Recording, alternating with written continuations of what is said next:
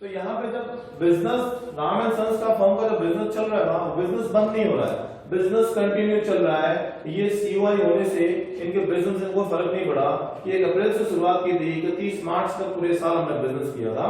उस बिजनेस के केस में जुलाई में हमारा जो है नाम परिवर्तित हो गया। पहले हम राम एंड सन्स फर्म के नाम से काम करते थे, अभी हम काम करेंगे एक्स लिमिटेड कंपनी के नाम से। और आपको मैंने ये अकाउंटिंग एंट्रीज ऑलरेडी समझा चुका हूं कि कैसे इसकी एंट्रियां लगाई जाती है। ऐसे केस में आपको ये ध्यान रखना है कि जो इस पूरे साल की जो आपकी इनकम है उसमें से हम क्या करते हैं, एक्सपेंडिचर माइनस करते हैं, तो क्या बनता है आपका, या तो बनेगा प्रॉफिट या फिर क्या आएगा, लॉस आएगा। ये इक्वेशन बनती है पूरे साल की।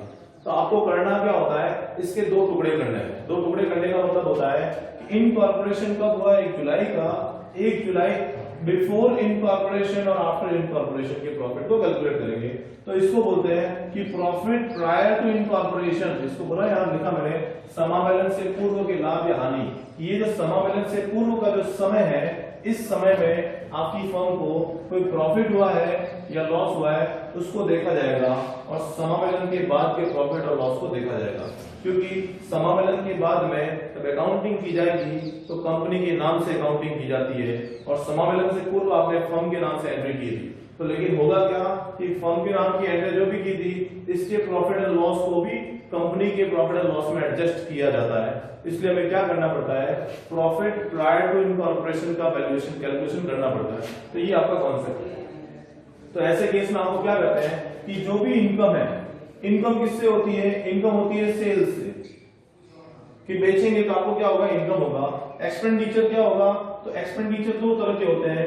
एक तो होते हैं सेल्स के बेस पे, और एक होता है टाइम के बेस पे। मतलब टाइम बेस और सेल्स बेस, यहाँ मैंने 2 बेस लिखे हैं कि जैसे आपने माल खरीदा, माल बेचा, उसका आपने खर्चा किया, कमीशन दिया, ये सारे किसके बेस पे होते हैं, सेल्स के बेस पे।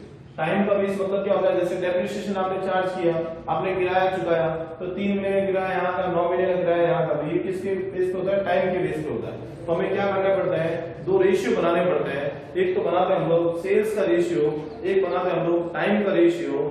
इनकम जो भी है सेल्स के बेस पे या इनकम टाइम के बेस पे, तो उसको डिवाइड करते हैं, पहले प्री की इनकम फिर पोस्ट की इनकम। एक्सपेंसेस भी हम क्या करते हैं, सेल्स के बेस पे और टाइम के बेस पे क्या करते हैं, डिवाइड करते हैं। तो प्री का एक्सपेंडिचर और पोस्ट का एक्सपेंडिचर प्लस माइनस करते हैं और एक प्रॉफिट या लॉस निकालते हैं, जिसको क्या बोलते हैं, समावेलन से पूर्व के लाभ या हानि।